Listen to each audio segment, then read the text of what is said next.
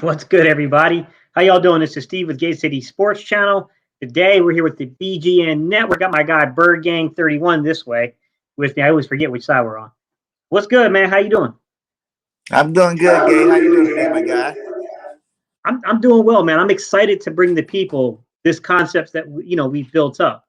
For some of you guys that don't know, hopefully over the last 2 weeks, it's kind of become apparent that I am now, outside of getting notifications from my phone, I'm now part of the BGN network. I'm excited to work with Bird Gang 31 on this. And we basically have brainstormed together to come up with a national kind of concept, like the entire NFL concept on Wednesday. So that way we can broaden out, because it's more than just Eagle content creators behind the scenes at BGN. And we're trying to build that community even further. And you know what? I don't mind throwing my knowledge in the ring about other teams and talking. And today's topic, Bird Gang, I got to tell you, Washington might not want to hear this, but oh boy, they seem to kind of copy the blueprint of the Philadelphia Eagles coming out of their bye week. Yeah. And there's some very similarities between what Washington has done and what Philadelphia has done in the circumstances, too, because, guys, I don't know that I've seen or heard of a team this year that has gone through the rash of injuries that Washington has. Just starting on their offensive line, guys, they end up losing Brandon Shreve, right?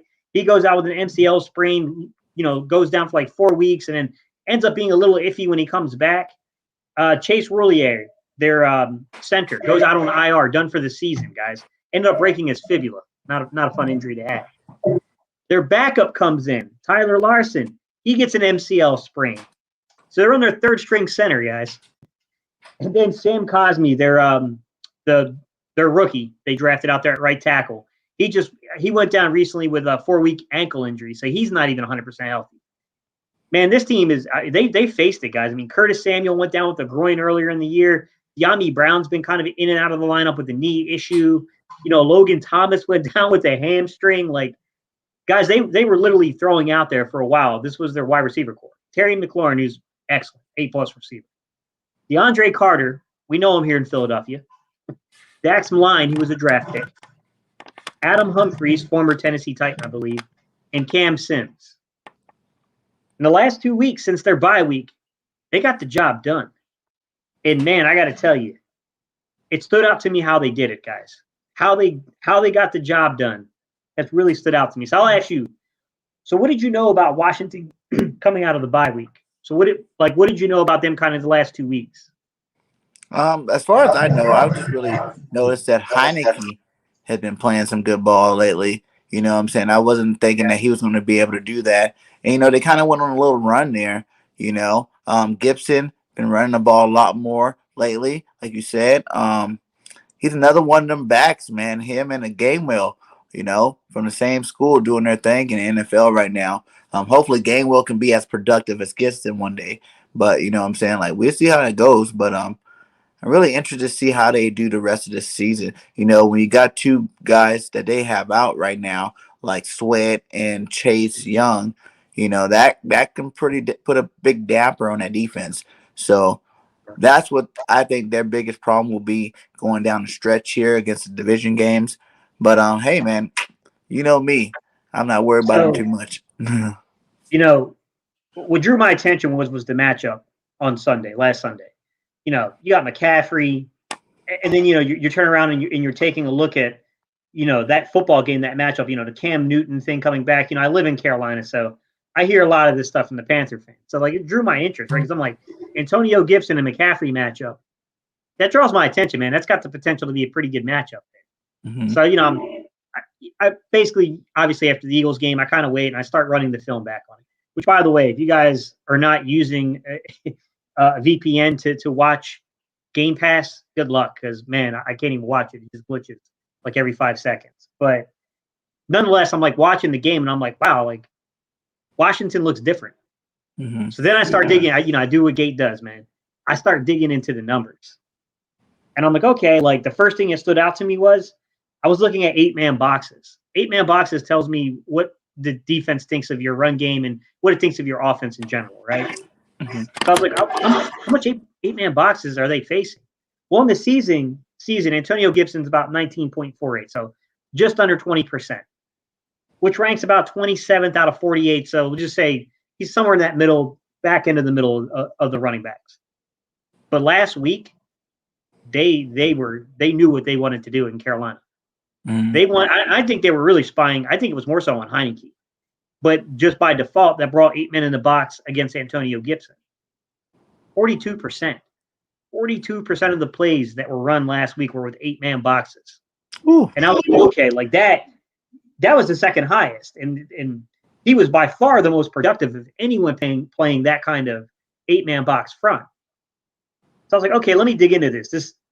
This draws my interest, right? And then I started finding out about the injuries, and I'm like, wow, like they're actually, they got some issues in protection from the passing game. You can tell when they don't, when they just try to drop back and pass and they don't go spread and they don't try to get the ball out quickly, like they can get themselves into trouble pretty quickly. But what I will say is that when I was watching the running game looked pretty good to me, and I was, what? No, like this is eerily reminiscent of the Eagles, of like, you got something that can work, and you just refused to use it for over half the season. Yeah, which they held out longer than we did, to be quite honest, with using their running game. So I started looking into everything, and then I noticed efficiency markers. So the lower your number is in efficiency markers, that means you're more of a north and south runner. The higher the number means you get a little bit more towards stretching it east to west, okay? So I was like, okay, 42% 8-man boxes, were they making him move laterally? Not really. 3.34 was his ranking, which ranks 9th. Just for reference for Eagle fans, because I know primarily our audience here is going to be Eagle fans, but just for reference for Eagle fans, when you compare that to what the Eagles have with Miles Sanders, it's 3. So that ranks him 5th overall. And in Jordan Howard, who's the person we expect, 2.49, which is 2nd overall. So you got a north and south runner to an extent here, facing 8-man boxes. And I just wanted to know, how you getting this? Like, how are they getting the production? Like, you got a banged up offensive line that, to my surprise, when I went to go look at the run block grade, they're rated 5th. They're actually above Philly in run block. Whoa. Which that kind of caught me off guard a little bit. I was like, boy, we get on our coaching staff. That one's kind of hard to justify, man. Right. And then the other thing I noticed was the run grade. So the run grade is like how you run, like how you're grading like each of the running backs and what they're doing, basically. But that ranked 29th. And I have reason to believe, much like Philly, that has a lot to do with utilization. Or should I say the lack of utilization? Because here's the dividing line, guys, and I'm going to get my guy Bergang's thoughts on some stuff.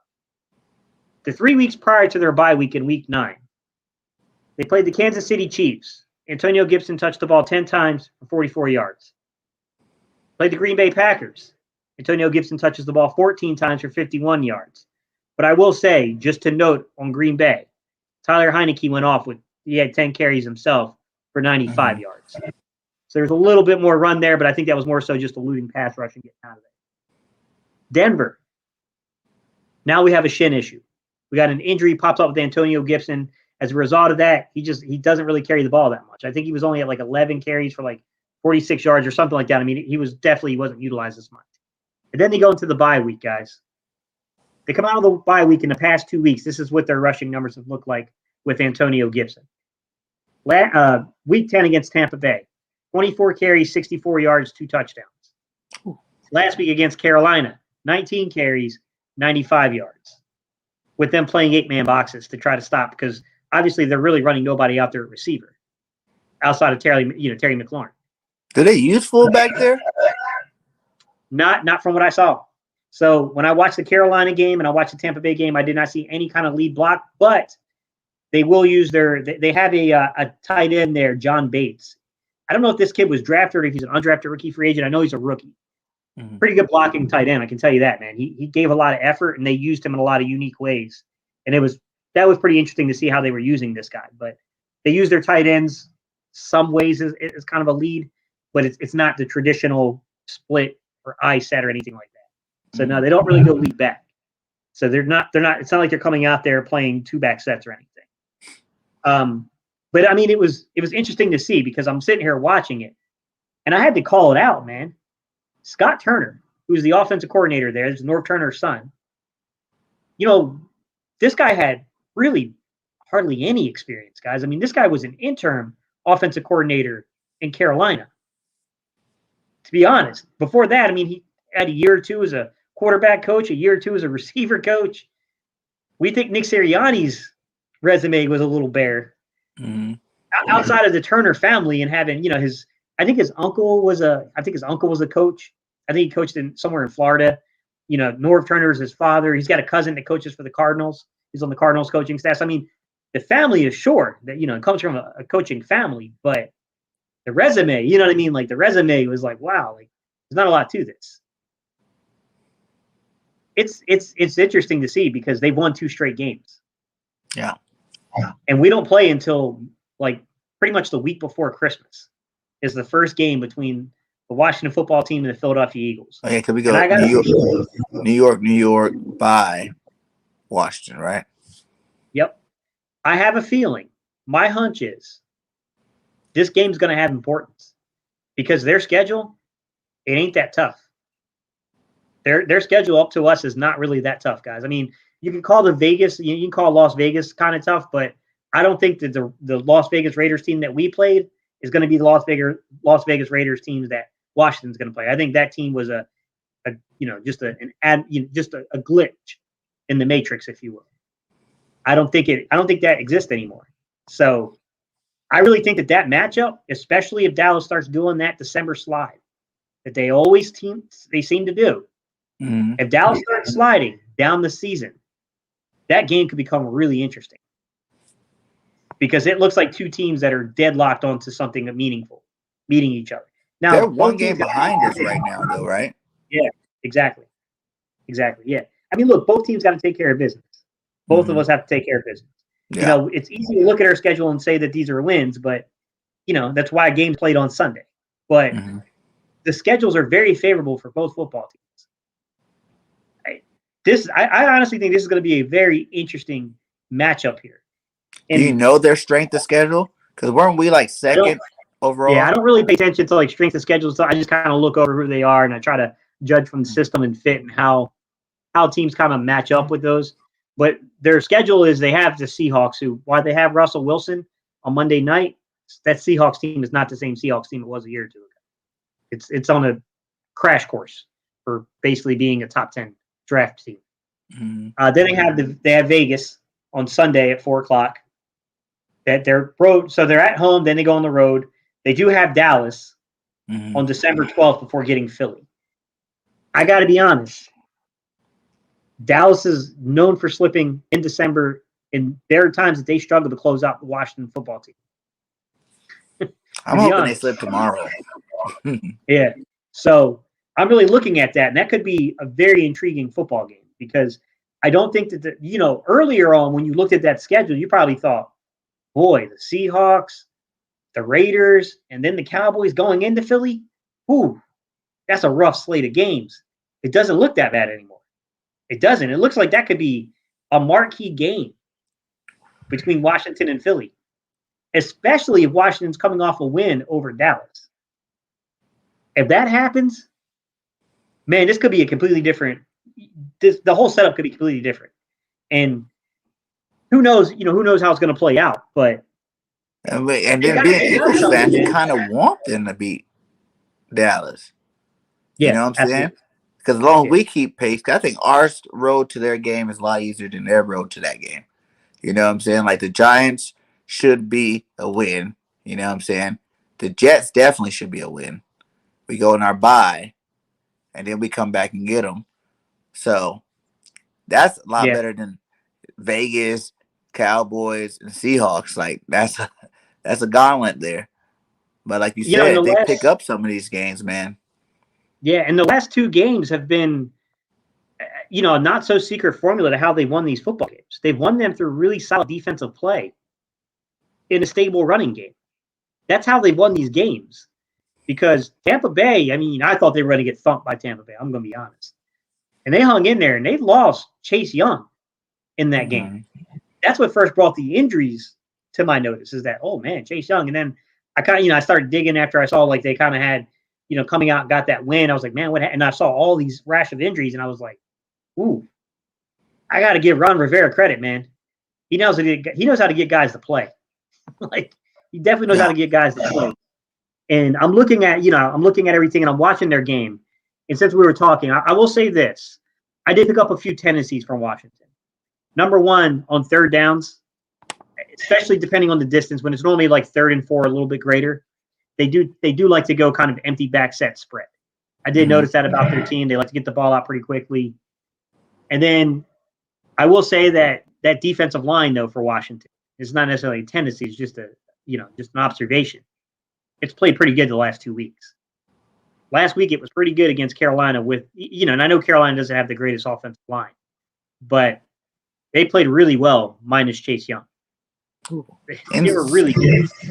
They were really good. Who are the ends now that Chase and Sweat's not there? I'm not sure. Like, I guess we could take a look real quick and see. Let me see their snap count. But Payne, oh my man, he had an amazing game last week. I was actually, and they have a lot of interior talent on that depth chart there. So I mean, it's not like they're. Let me take a look here. Summary. Let's see. Sorry, guys, I'm trying to scroll down and see by the weeks and matchup. They don't do like Phillies is really easy to find because everybody tracks ours. Yeah. Let's go week 11. But yeah, I mean they're definitely it's interesting. Carolina versus Washington. No, it's the Panthers. So see, they're kind of like us though too. Their two in the middle are really good. You know what I'm saying? Like you said, who was it again? Payne, you said? Yeah, Payne's the guy who went off last week in terms of like how well they played. Let me go to lineups.com, man. I should be able to pull up and see by the week and just see who's getting the majority of their snap shares.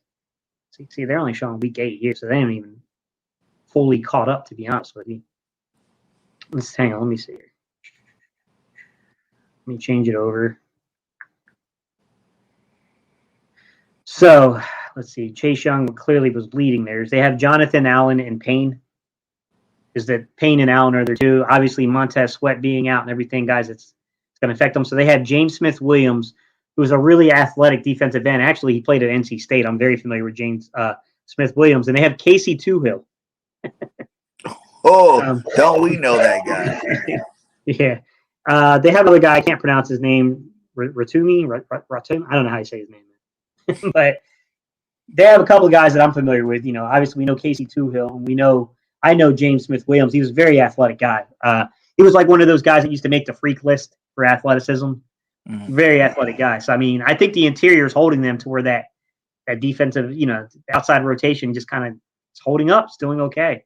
I wouldn't call it great by any stretch of the imagination, but, it's good enough to where it's making a difference, man. Yeah.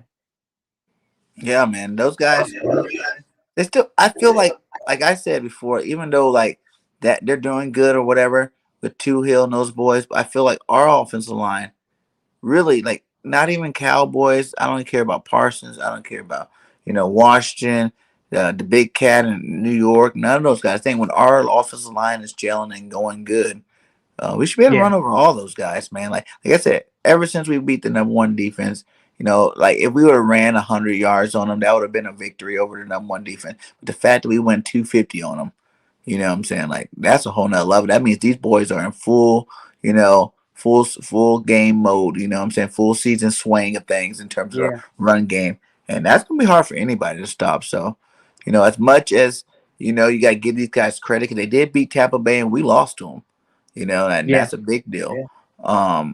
I still feel like we should be all right there. Philly Girl 76, what's up? Long time no see.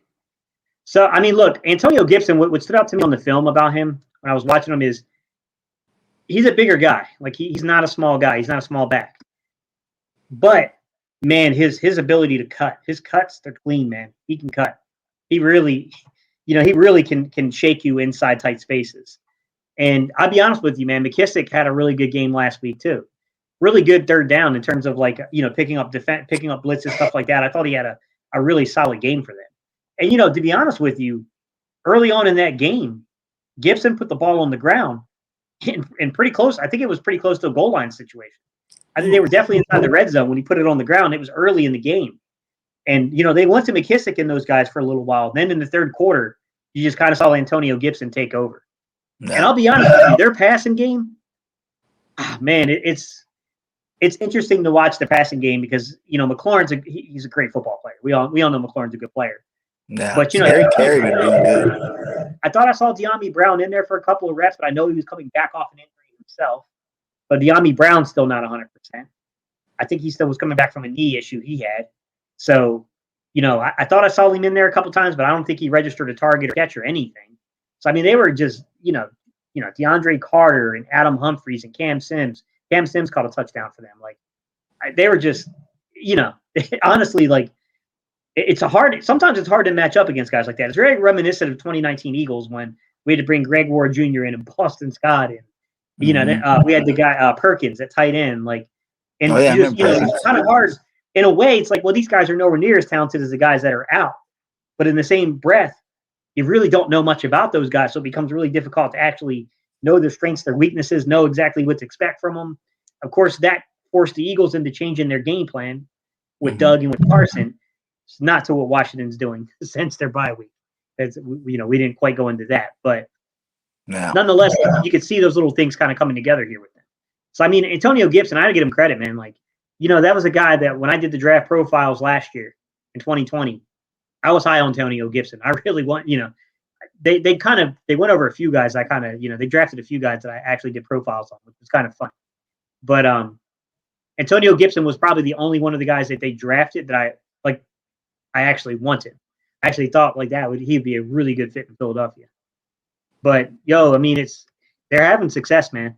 They're having success with the very basic way of operating an offense. And I got to be honest with you, you got to simplify things to make things look better.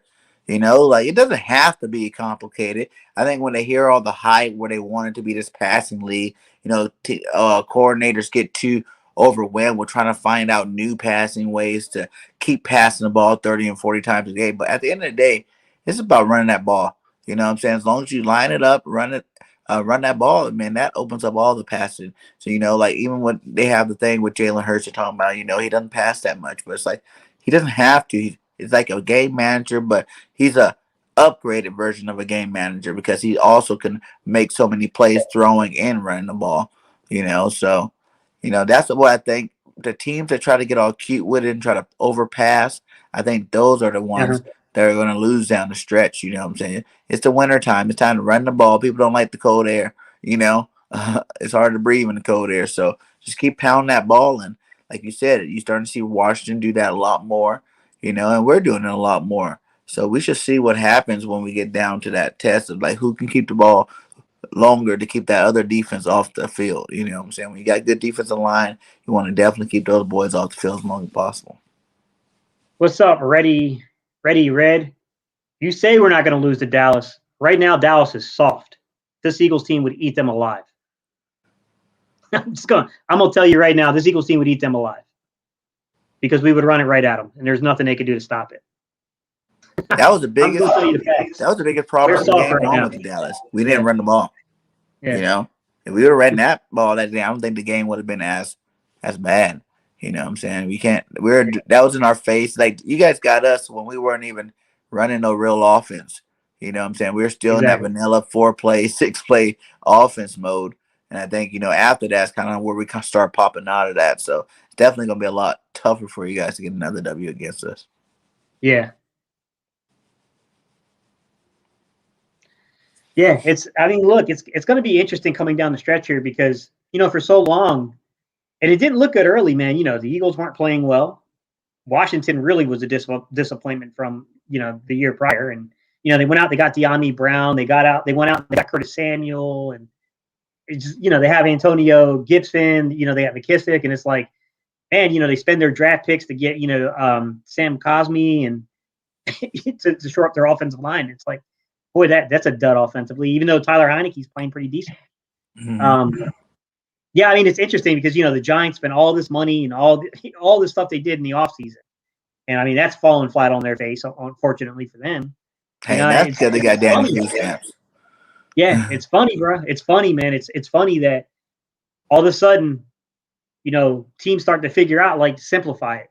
What are we doing? Like, simplify things and stick to what we're good at doing. And now teams are getting caught because, man, I got to be honest with you. Washington should not have beaten Tampa Bay, and the Saints should have been able to shut us down. But both teams simplified things, and that didn't happen. when both teams played to their strengths, they beat two good quality football teams. Facts. And that's that's kind of, it's a testament to like sometimes and I know this, I've coached myself before. Sometimes you can do too much as a coach. Like you can try to get too creative in your scheme, right? You can try to just you're awake at late at night and you're trying to and like things are going through your head and you're like, yeah, I'm going to design this up, and you just forget like what your team's actually good at, what its identity is. You forget the strengths of your team at times, man. You start, sometimes you believe in a guy, right? It's faith in a guy. And you're like, I want to get this guy involved in my offense. I'm going to create some unique ways of getting this person involved in my offense. And then pretty soon you start realizing, yeah, but it's to the detriment of the entire team. Yeah. And I think for Philly in particular, we face some of that. I mean, I haven't watched all of Washington this season, but I watched the general trends here, and I can see now they don't have like, well, no, they got some 10, 11. Yes. I mean, they definitely got some games where they didn't really stick to the run either. But it's and even Dallas's last loss, yeah. They didn't really stick to the run there. They kind of went to the pass mode with Dak. Ready, red, man. Even your team at full strength, bro. Defensively, you're soft. It doesn't matter, man. Your D line is not going to be able to. It's not going to be able to hang. You're going to have to put up. You're going to have to put up 50 offensively. And if this team's running the ball, it's going to be pretty hard to do that because they're going to drain the clock on you. Yeah. See, that's the thing. The team y'all played in week 3 is the team y'all played in week 3 is a completely different football team. We're running it and controlling the clock and putting points up. You know what I'm saying? Yeah, it's not the same team. We scored 40 a couple times. We scored 30, the high 30s. We're putting up some numbers right now, whether the defense helps us or not. Yeah, Deontay Cole to tell you this, but you're only going to be resting those starters in week 18. You're going to be playing for a spot. Yeah. I'm telling you, man, you guys have a bad habit of slipping in December. Every year it happens. Every year it's the same song and dance. Fall every to year. Vegas tomorrow, they're in some trouble for that division. Because now you done let everybody get that much closer to you. Now everybody's going to be itching to get it now. It's like when you guys are 3-4 games ahead, everybody's like, oh, man, Dallas got it. We just got to ride with it. But, every time you guys slip, we win, you guys slip, we get that much closer. Then what? We are at what? Dallas 7 wins right now. We're at 5. So they're 2 games ahead. They lose tomorrow. If they lose tomorrow, then we only be 1 game behind. Yeah. That's not good. That's not good Deontay for them. Cole, like, do you even remember? Do you remember the Mike McCarthy era in Green Bay and how it ended?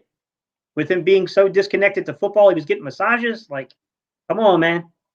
The dude's not above suspicion himself. Like, be honest with you.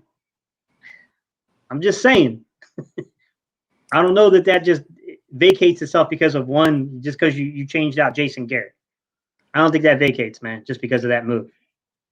Now, I will say that you guys have found a couple players on defense. It's just that your defensive line is soft, man. You have to admit your defensive line is incredibly soft. It just is. It's in fact.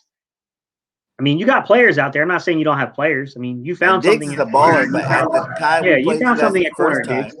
Yeah, you found something like Diggs. But the time we played him the first time, like Diggs is a way better cornerback than anybody we had. You know what I'm saying at that time. But now I'm saying Slade's better than Diggs right now because Slade's the top corner right now. He doesn't get no 100-yard balls on him. He has 3 defensive touchdowns so far. I feel like he has 4. I know he had 2 pick six, and I thought he had 2 fumble recoveries to the house. Yeah, this team is different, really, because Denver's not a good team, man, and they thumped you. They thumped you good physically. So I'm not too sure y'all are that different, man. I'll be honest with you. I still think deep down it's the same exact team that Garrett had. I think Dak's better. I think Dak's a really good quarterback. I think he got a heck of a receiving core. But when you were committed to the run, you were doing something. But I don't know, man. And we deal with this in Philly too, because I'd be sitting here lying to you if I told you that part of me doesn't get suspicious that sometimes that we're just gonna abandon the run again, just because I know how this team can be at times. Like, my thing is as an Eagle fan, I can't speak for your behalf, but until otherwise proven, you are what you've been. Like, Yeah. you got to prove otherwise first, and you ain't proved anything yet, man. He said, "What happened when we played y'all then?" You played us in week 3, my guy. How many teams lost in week 1 that are cruising right now? Yeah. It's not. Look, You're talking about the Kansas first City now. They're balling right now. Yeah. And they sucked back in those days. Week 1, 2, and 3. If you think the team you play in week 3 is the same as you're going to play in week 18, it's not. It's not, my guy. I hate to tell you, it's just not. It's a different team. It's a completely Like, we're different the team. number 2 rush team in the NFL. And we just beat the number 1 rush defense. And then the Broncos were really high, too, at rush defense. And we ran all over both of those guys. And I feel like we got the backs to keep running. You know what I'm saying? Even though, Howard's down, whatever. I think Miles Sanders came back the right time because Howard's down. Miles gets to take over the lead role. Mhm. And he's going to do his thing against them. Even last week, you see Miles Sanders have, 16 carries, 94 yards. Howard had 18 carries for 65 yards. Howard was the guy. But you see the difference in skill level when you got a guy like Sanders, he can gain that many more yards. He's more explosive. So I think everybody got to be on notice right now. This league, the division can get a lot closer coming down the stretch. Maybe without the Giants, maybe, because especially we beat the Giants now, they're going to be dead in the water. But Washington football team, Cowboys, us, coming down that stretch, all these division games are going to really matter, coming down the stretch, especially that week 17 against the Cowboys. By that time, we should already know who's going to be the division champion. That game could be for the division championship. You know what I'm saying? It might even be one of those scenarios where it's for the division championship. Whoever wins that just gets a higher seeding, and you end up facing each other the next week again in a wild card game. Yeah.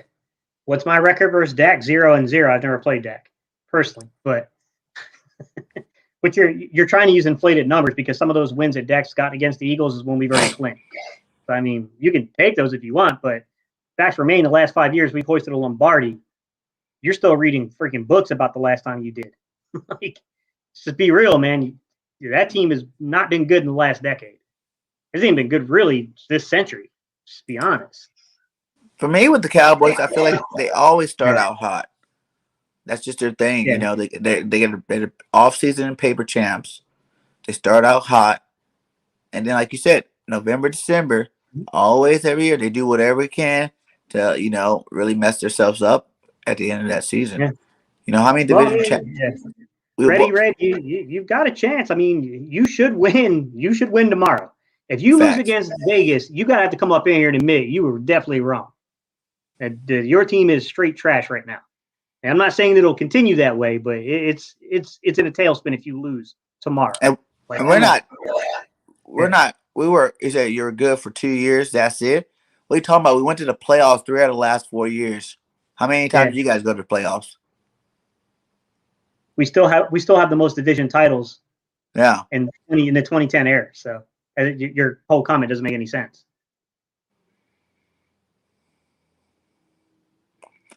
And no, it's not because you just lost 3 games of your chopped liver. It's just the point that every year, this is when you start losing those games. Yeah. It's the time that you lose them, man. It's the time frame in which you lose them, and it's the way that you're losing them. Mm-hmm. You're losing them because teams are just really running right over you. They're out physically you. And it's the same story every year around this time of year with you guys. And look, like I said, man, if you beat Vegas, you got a chance to really pull ahead in the division and then take your foot off the throttle a little bit just because, the only thing you're really going to be fighting for is jockeying for a position, which I don't think you're going to get the number 1 wild. I don't think you're going to get the number 1 playoff spot. So without the number 1 playoff spot, the number 2 playoff spot doesn't really mean too much anymore. You get home field for your game or two, but at the end of the day, you don't get the bye week anymore as being a 2 seed. So, unless some other teams take a couple of surprising losses, man.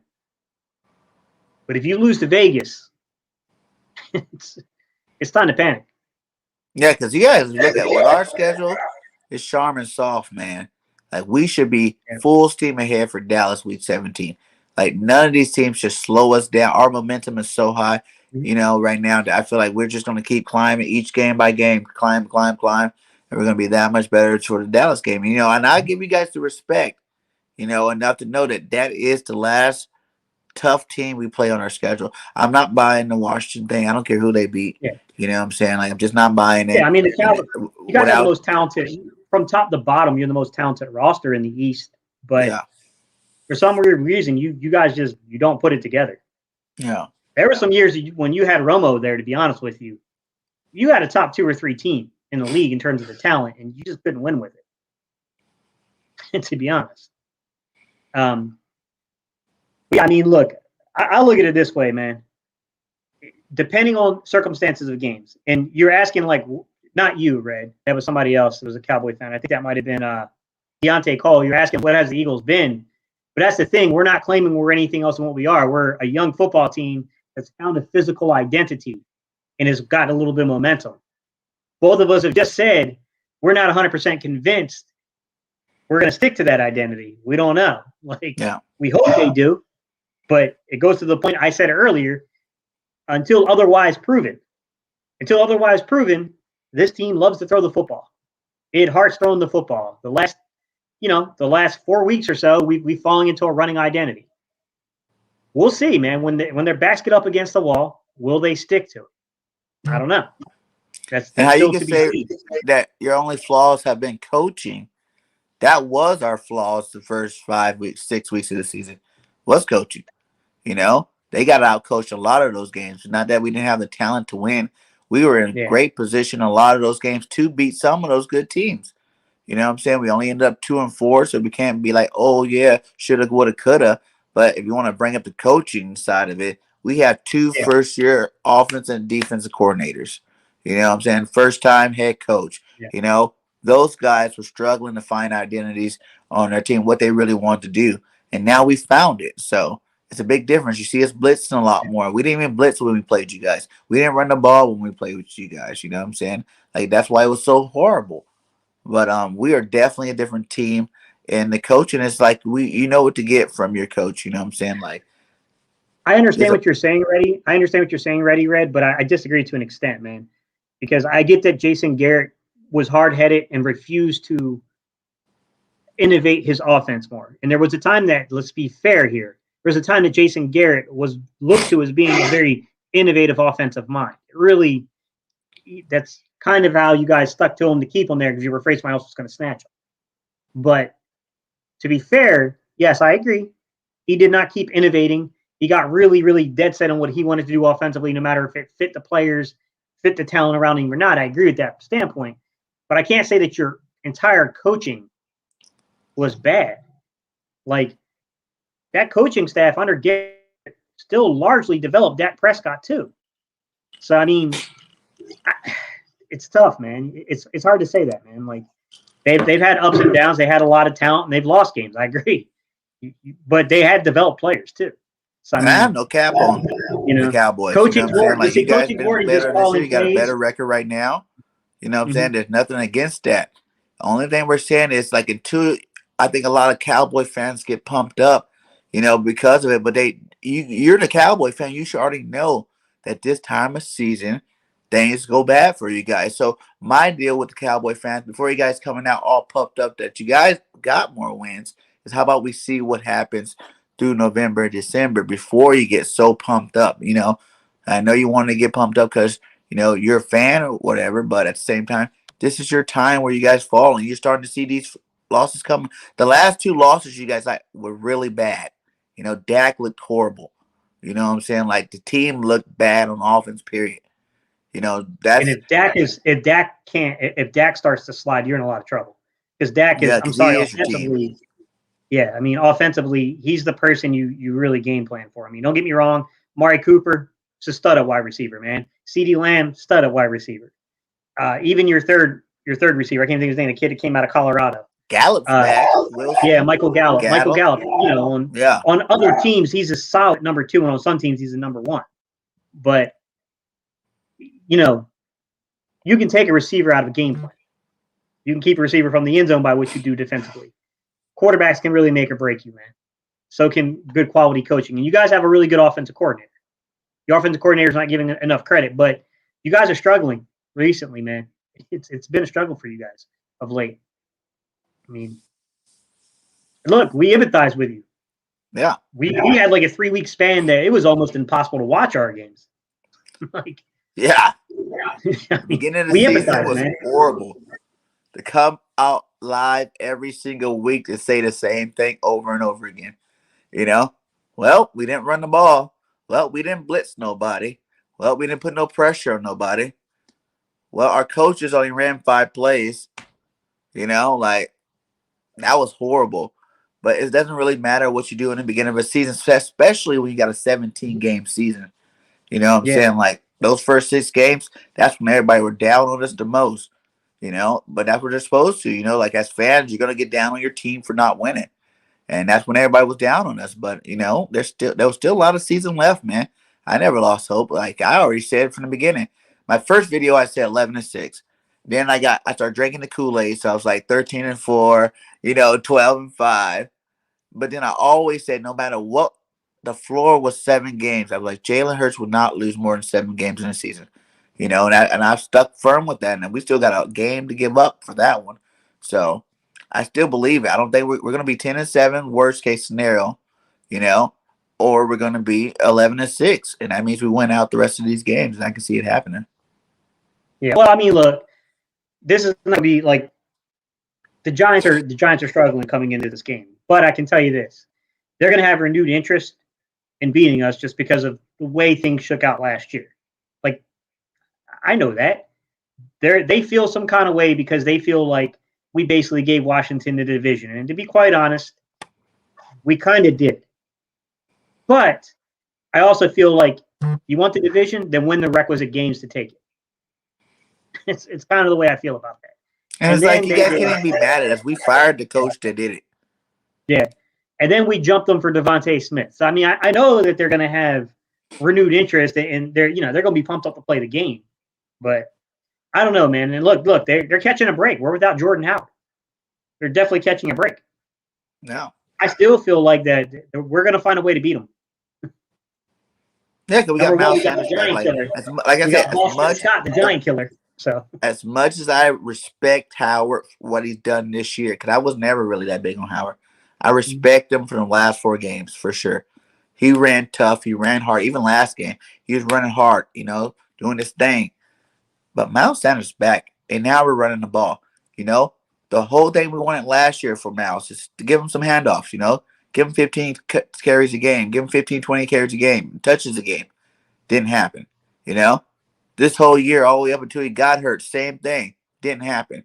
So everybody's like, oh, Miles must suck now.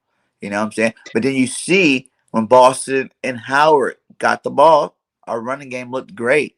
And I'm telling you, that's because our offensive line. We got one of the monster offensive lines again. You know what I'm saying? Those guys are some big boys, and they're definitely opening up holes right about now. They all got chemistry now. There's been 3 or 4 really good games where they got chemistry together, and they're moving people. And as long as you do that, I don't care what back you got. You can give the ball to Gainwell, and he's going to gain some yards behind them boys, And I just think with Miles back, he's more of an explosive runner, and he's going to definitely tear it up the rest of the season. To be honest, if you give Miles 15, 20 touches a game, his rushing yards number is just going to go keep climbing. Because especially with the teams we're playing too. Like that's what a lot of people don't realize about the first half too compared to now. The teams we play were all playoff teams, man. They're all like top flight teams. Kansas City, San Francisco, the Cowboys, Chiefs.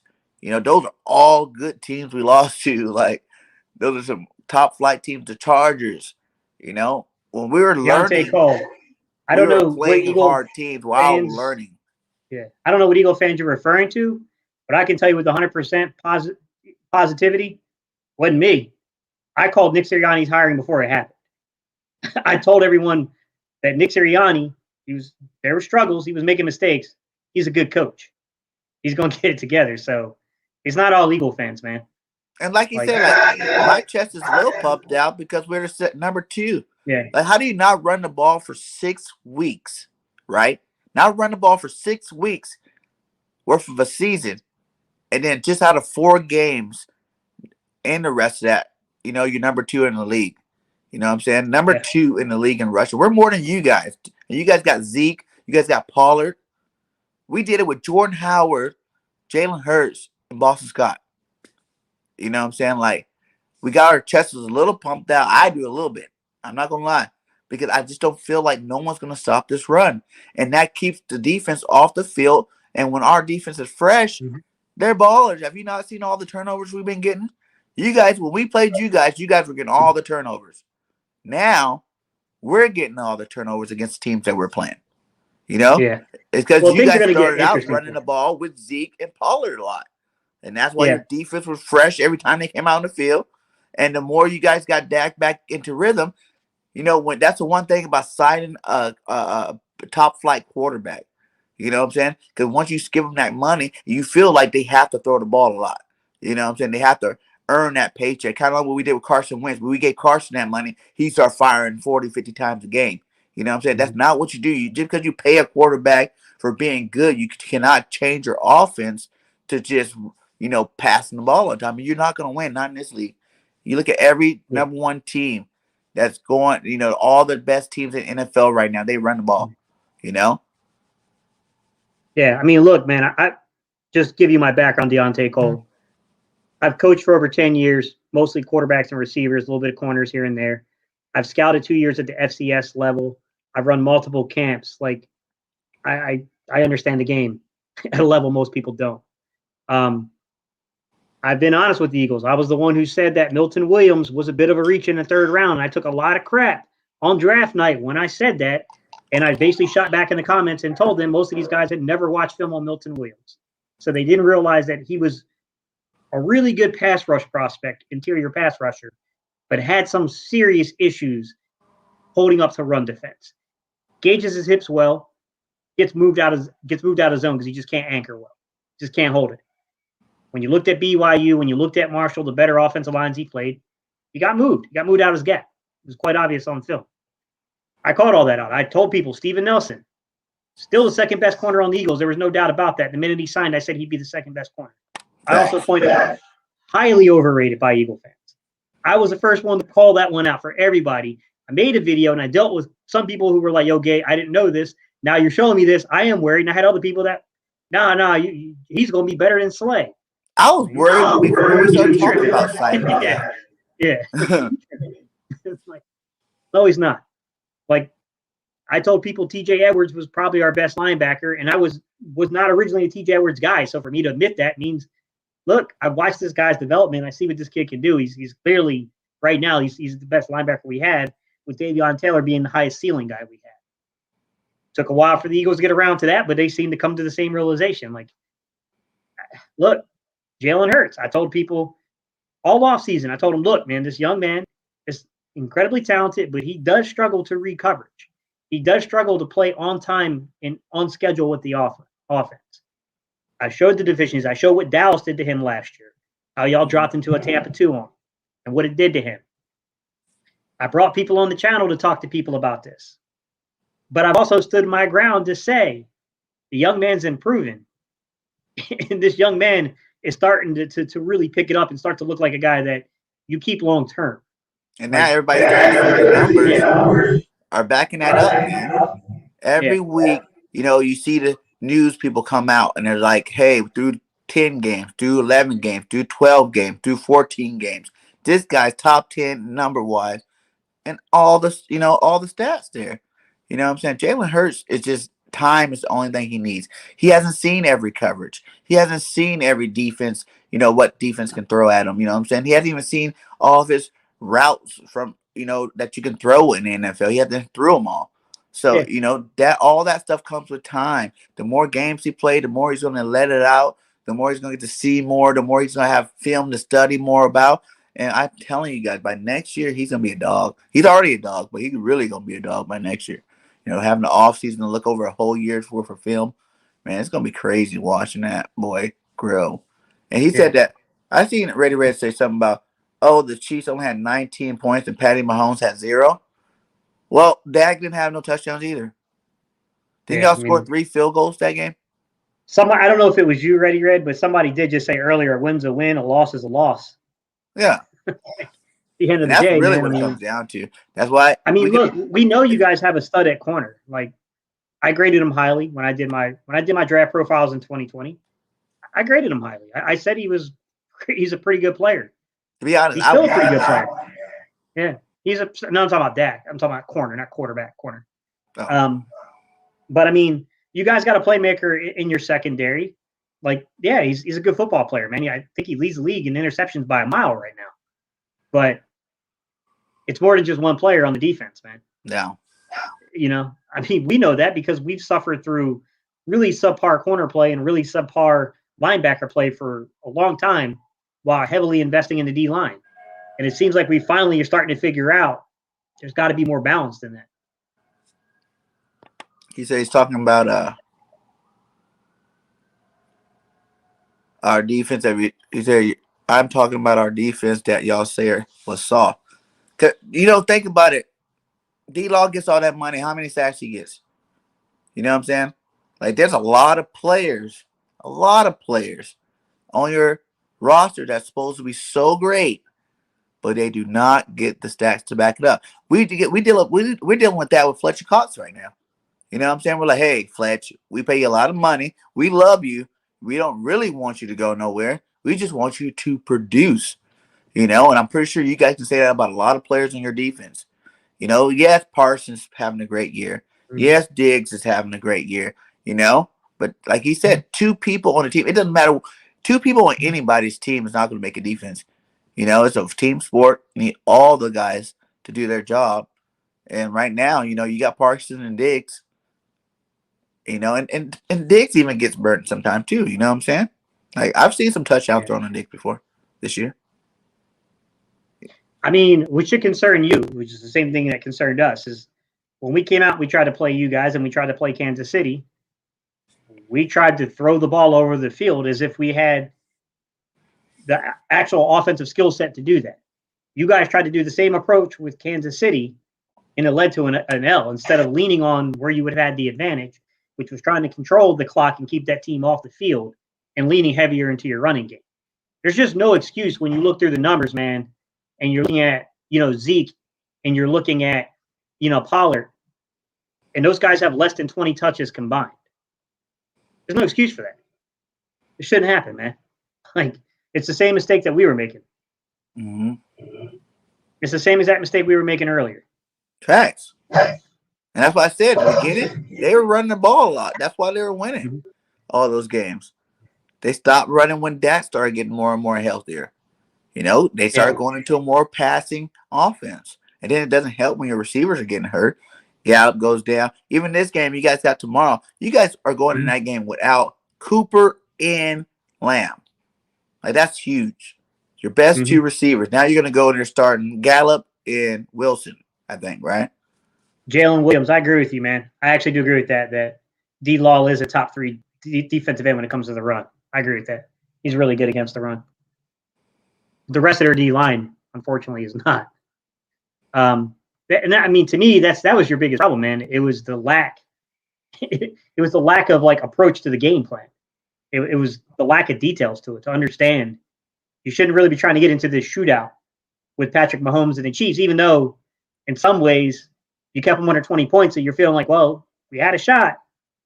But you know what? If you would have ran the ball and kept more balance, you might have had the game might have been a lot closer than that. I mean, I think you guys came in with the exact wrong approach to try to play them. And that should worry you. That should worry you that this team, as good as it can be running the football, can get away from it that heavily when there's this much disparity with Lamb down, Cooper down. Like, come on, man. Somewhere in your mind, I know that has to bother you. That's you. Hey, Gabe, I got a question about the draft. What do you think about taking a wide receiver with one of the first-round picks? Someone like Garrett Wilson. It's hard to say, Joey Z. I'm not deep into evaluations quite yet. It kind of starts this upcoming week is when I really start breaking down and doing evaluations. Because pretty much after this week, you'll be getting into a lot of the conference championship games and stuff like that. So you get time to really catch up on a lot of the evaluations. We've invested so much at wide receiver, man. I mean, the past 3 years, we've spent a second-round pick and 2 first-round picks. But I even thought about that too. If we get all Yeah. three of them, if we can get two game changers on the defense with the first two picks, if there's a nice receiver on that third pick, whichever it is, probably going to be ours the way we're going right now. I'm not saying it is, but it looks like it's more going to be our original pick that we could go somewhere for. Maybe like I said, it's Wilson. London from USC is another big body receiver that's looking good out there. Yeah. But I really want our first three picks to be defense. Really, no, I was telling 500 Shakes yesterday. I wanted to go either DN, linebacker, safety. If we can get those three at the first three picks, like if we can pull Hamilton with that middle pick, maybe if there's a quarterback run, because there's a lot of teams that needs quarterbacks. That always pushes everybody to the front. You know what I'm saying? Where the quarterbacks go off the board first. And that might slide Thibodeau's enough back to grab him. Yeah. If we can pull something like that off, get Thibodeau's, then get Hamilton, and then whatever the top linebacker at that time is, bust those out with the first three picks. So, Joey Z, I think number one, like I'd have to see what the offseason holds and what they do. It's hard to evaluate exactly what your teams or needs are going to be right now. I will say that I get concerned with some of the money aspects of spending so much money in the first round on rookies at one position group because, I'm not saying that receivers cost that much. And of course, where you pick in the first round drastically changes the valuation and the cost of the pick. But unless, I don't know, man. I just think that unless we fill a lot of gaps defensively, man, there's a lot on the D line that has to happen between Fletcher Cox pretty much either being gone after this year or really only having one more year, one last kind of hurrah here in Philadelphia. Brandon Graham, he's going to be like 34 next year coming off of an injury, a pretty significant one. Still want the guy back. I mean, he's incredible. But, you always got to worry about a guy gets up in age like that. Then you look at, we got Josh Sweat, who should remain here. Kerrigan's definitely out. So you got Josh Sweat, you got Hargrave. We know those two are there.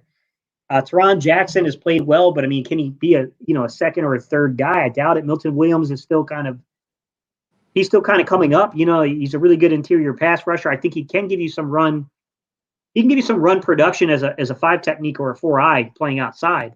You just, you got to use a lot of effort. I mean, Milton Williams gives a ton of effort. He's a high effort guy, but he's got to anchor and hold better on the interior, to be quite honest, at the 3 and 2-eye and stuff like that. I would focus more so on that defensive line, and then like even Slay. Slay's 31, I believe. Slay's our highest paid player next year. Outside of Slay, Steven Nelson won't be back. I mean, we spent a ton of low end resources at corner. We spent a 4th round pick, which is I'm gonna call that a premier pick, but it's not like a bottom pick either, on Zach McPherson. And then we've traded for guys. Tay Gowan. Tay Gowan, but that's it's a 6th round guy. I still think you need pieces in the secondary. Then you look at both our safeties, man. Both our safeties are on 1-year deals. McLeod's gone after this year. He's playing really well. And I'm not opposed to bringing him back, but you need to have answers behind him. The young guys are Marcus Epps and Kavon Wallace. And Marcus Epps looks like a reasonable 3. I don't know if he's starting quality yet, though. I mean, that's an entirely different debate. Kavon Wallace, I thought might show us something this year, but he's been injured, so that's why I really want Hamilton. I want Hamilton more than anybody. And you got to look at with one of those first 3 picks, we might have to go get a lineman again. Yeah. Because you look at the big 3 linemen. Kels might not come back. It's possible but he keeps saying he's going to retire. We don't know. He might come back one more year. Who knows? Depends how deep we get, how he's feeling, whatever. But Kels might not be back. We got to let go Brooks. You know what I'm saying? Like, for Brooks, this is the 3rd year in a row not playing. You can't keep a guy that gets that kind of money on your roster when you're only getting 3-4 games out of him. And then Lane Johnson, let's see if his ankle holds up throughout the rest of the way. He's been having injury, but I think if Lane stays healthy throughout, then you can look at like 2-3 more years from Lane, as long as that ankle holds up. But, you don't even know what his mind frame is in terms of wanting to play that much longer either. So you might as well get into we got some good backups, Driscoll, Herbert, You know what I'm saying? Sayamalo will be back. So I personally think we should keep Landon at left guard. Let Sayamalo do what we got him for in the first place and back up, be that center. Because that's when we first got him. We got him to be a center. When we thought Kels was going to retire years ago. So let him go ahead and be the center. Let Landon stay over there. You can slide Herbert into guard, and then let Jack be the swing tackle. We're good, but it'd be good to get another young, top quality lineman in that rotation. Because who knows what we're going to do with linebacker. Yeah. I mean, I don't know that they're set at linebacker. I mean, I really like T.J. Edwards a lot. And I think Davion Taylor has a really high ceiling. But I don't know that that's, what I'm saying? I don't know that they still don't want a more of an impact player there. But then again, knowing this front office and how cheap they've been at that position group, I have no faith that they'll take anyone in the first or second round there either. 3 picks for sure. Yeah. I think we have to be honest. But I look at corner, man, and I do get a little iffy on corner, man, because, Slay doesn't have that many years left in Philly. And he's been really good here. But I wonder, man. I just wonder because, we haven't saw that much from McPherson. We really haven't. Steven Nelson's certainly not a long-term answer, I don't think. At least I don't think he is. I mean, Tay Gowan, I like this tape. I did. But, we're talking about a guy that opted out last year, and he only played 1 year of D1 ball at UCF. So, I mean, I don't know. You know what I'm saying? Like, developmentally, I'm not sure where he is in terms of the NFL. Like, that's a really hard, I liked all the physical attributes to Tay Gowan, but I'm not too sure where he stacks in terms of that. In terms of knowledge. What about the other one we picked up? We picked a guy up from Jacksonville that kind of plays. He's really he's a short zone guy too. He plays a lot of short zone. He's built like a nickel, but he likes to play outside. And Josiah Scott. And then we picked up another guy. I think he's got safety versatility. I can't think of his name though, but I thought he was the kid that had safety versatility. The kid that came out of LSU, the young man from LSU. Somebody in the comment will know his name. They'll know his name. Because I know a lot of people were pretty pumped that we got him. But we picked him up at the trade deadline, actually. Yeah. Looking at guys, but I got to let everything kind of load up. And Kerry Vincent Jr. Kerry Vincent Jr., yeah. Yeah. I see they were saying maybe how he's using those pieces, develop them this year, since they probably won't see the field too much, and then next year bring him out there. Because there's some big body guys out there. You know what I'm saying? Like, they got potential. We just got to develop that potential and see throughout the offseason will that potential come to, starter. And we got McPherson, like you said, too, who, he's starting to get some playing time. You know what I'm saying? So he could probably be a lot better next year, too, as well. Like I said, if it was up to me, Hamilton, either that Smith, Nolan Smith, or even Dean. I like Dean from Georgia, too. That's another linebacker I might consider getting, either one of those two guys. And then a lineman. And then, we still got, 5 picks in the top 50? Regardless of. I mean, right now, we're getting really close to getting that third first-round pick locked in. It's real close. I almost don't want to mention how close it is because I don't want to jinx anything. But we're pretty close to getting that pick locked in. Once that pick's locked in, then, you're looking at 4 picks, probably going to be in the top 60.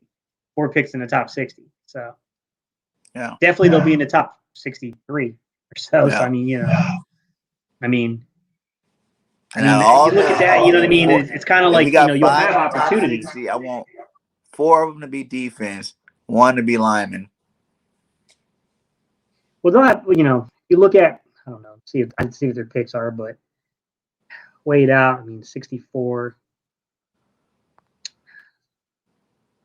They're going to have 5 top 100 picks. That's for certain, because I'm pretty sure we still have our third-round pick. I don't think we traded that away. We will have 5 top 100 picks. Now, will you use all 5 of those picks? I don't know. You know what I mean? I feel like they're probably going to identify a few guys they want. They're going to move up and down the board to kind of get who they want. That's what I would think. Now, I also think it depends on where they fall. We don't know where that Miami pick's going to be. We have no clue where the Indianapolis pick's going to be. We don't even know where our own pick's going to be at this point. Facts. We might be in the playoffs, or we might be on the outside looking in and be in the teens somewhere. We're going to playoffs. Now, we might be that 7th seed, or we might be higher. I don't know where, we're gonna be seeded in the playoffs, but I have a feeling we're going to playoffs this year. You know, Yeah. I think the schedule helps us out there. You know, like I said, I can't see more than one loss. Like, I don't know, maybe I'm naive, Eagle fan, or whatever, but I don't see more than one. I can say that They it's a just need an possibility we impact lose player. again, but Mhm. when and where, that's a whole nother question. I got you, man. To me, and we'll close it out by this, guys, because I really appreciate Bird Gang for coming on here, man. He's hung out tough with me. We're just going to kind of close out some closing statements here. I honestly think, from the Eagles' perspective, finding that key player on defense could do a lot. Chase Young and Deron Wood, Darren Williams, Deron Williams, whatever his name is, or Deron Payne. I'm sorry, guys. The things that Washington did to get their impact players along the D line, right? So where when Chase Young goes out, they still have a lot of impact players on that line, even though their edge depth right now is not the greatest. I think the Eagles need that kind of guy, man. We need that impact player defensively. It could be in the secondary, it could be a linebacker, it could be along the line. I think you could use it at all three levels defensively, which is a nice place for the Eagles to be because, like, to me, if you're sitting there, you just need to identify, are there 5 or 6 defensive guys in this draft that you consider to be true impact players? If you identify 5 or 6 of them, you got to go get one because you could use it in almost every position group and every level of the defense. You could use an impact player. So, I mean, to me, I would just simplify it. If I was the front office, simplify it. We need to have 3 or 4 guys because you don't know which guy you're going to get because, you need trading partners. You need all kinds of stuff to maneuver draft boards. You need to identify a few guys, identify who that one guy is you think you have the range to go get. I think you go get him, in my opinion. I mean, because I do think that we need that impact player. And I know people, look, I think there's going to be good talent in the wide receiver room that you can get in the mid rounds. I don't think it's like if you don't get a guy in the first round, it's a complete bust this year. Like, I think there are decent players that, decent possession boundary side kind of guys that would add to And this even offense. Drake London, he got a leg injury. That's probably going to push him to that second round.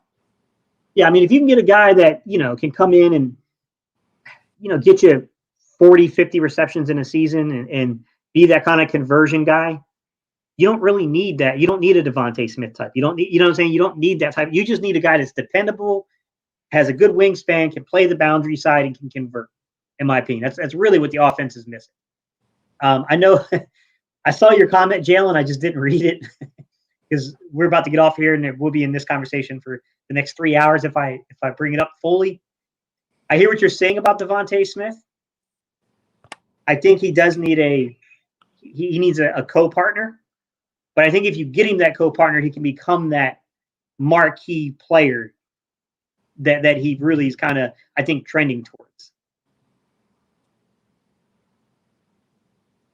I don't think, like my thing is Jalen, I don't think he'll ever be a wide receiver 2 here. I think he'll always be wide receiver 1 if you're going by the targets. Yeah. But if you're going by boundary versus, you know what I'm saying? Like, I think you need an actual boundary. Now, I will say, the thing that stinks about stuff is that if you have a guy that's playing the flanker, and I got a video coming up on Jalen Reagor, guys. I got your votes in, guys. I've been telling, I'm editing the video. Just give me time, guys, and I got you. I will say this: Jalen Reagor is partially suffering because he's playing flanker, and if you're playing the flanker and it's a far hash throw and you're running a timing route, if you don't win early in your route, you get removed from consideration. That's part of the problem. So if a team comes down and presses you, takes you out early on a timing route that's a far hash throw, you have absolutely no shot at getting the football. It's not going to happen. The quarterback's moving on to the next read without a doubt. And I do think that the coaching staff, the quarterback, and the player all need to get together because I do think that I think Jalen Reagor is better against off coverage than people think.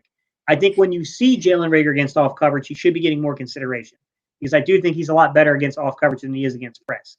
When he's playing press, man, he's got a lot of development left. Guys. I'm not, you guys know I'm a Jalen Reagor guy, even though famously I did bypass him in my draft. I didn't take a receiver. You guys remember until you guys were getting mad. I kept trading down so much in the 2020 draft. You guys remember that draft of, man? Mike was yelling and he's like, "Hey, we got to pick eventually."